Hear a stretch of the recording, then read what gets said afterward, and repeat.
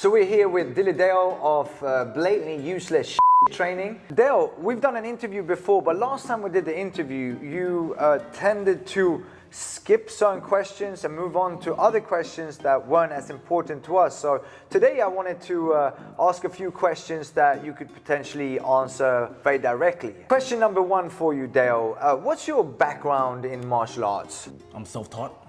How many hours would you say that you've actually trained? Every hour of the day, I train. As a martial artist, you know, I moved around a lot. I've had a lot of different coaches from when I lived in Sweden, Mexico. But my heritage of martial arts, you can trace. Do you have any certificates, Dale? I have a certificate of martial arts in the streets of Detroit.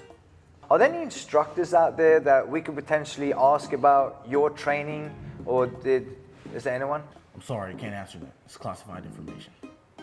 So when you were here and we did some training, I proved to you that none of your techniques work. And they only seem to work when it's against one of your guys. How come? Well, it's because you're more flexible than the average person. But for self-defense to be considered realistic, it has to work for anyone, anywhere, at any time, right? So We can test it out on any of my guys, and I guarantee it will work. on your guys? Yes. Okay. So last time we spoke, I asked you about your earpiece and why you're always wearing the earpiece. Would you remind me again why you're wearing it at all times? We're constantly on the clock, constantly working. But you're in Los Angeles right now, so if you get an incoming call in the middle of an interview, wouldn't it be better to have someone else who's maybe in Detroit pick up the calls for a minute or a day or two? No, only me. What are you going to do from Los Angeles if you're here right now? I will teleport. We have teleportation. I challenged you to a fight. Did you see the challenge? Yes. You have still to respond to me. You've ignored every attempt to reach out to you. Yes. So you recently called me a punk in an ESPN interview with you. Yes. And you also said that you could have hurt me if you wanted to, but you were being nice. That's why you chose not to hurt me in that interview. Yes. And you believe that's true? Yes. How come you haven't accepted the fight then?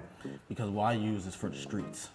Well, you use this for the streets. But even though I'm a fighter, but I'm also a self-defense expert. I teach Krav Maga, I'm a black belt in Krav Maga. So what I do is also for the streets. You could then still accept the fight, no? But what I teach is very deadly.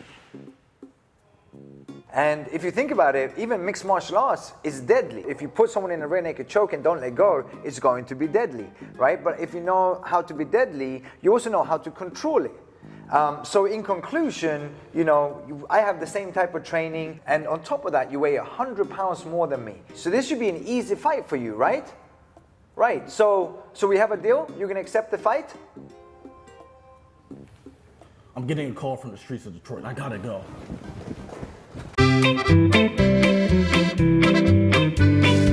Dumbest urban survival training.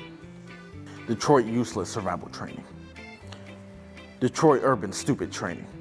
Detroit unbelievably training.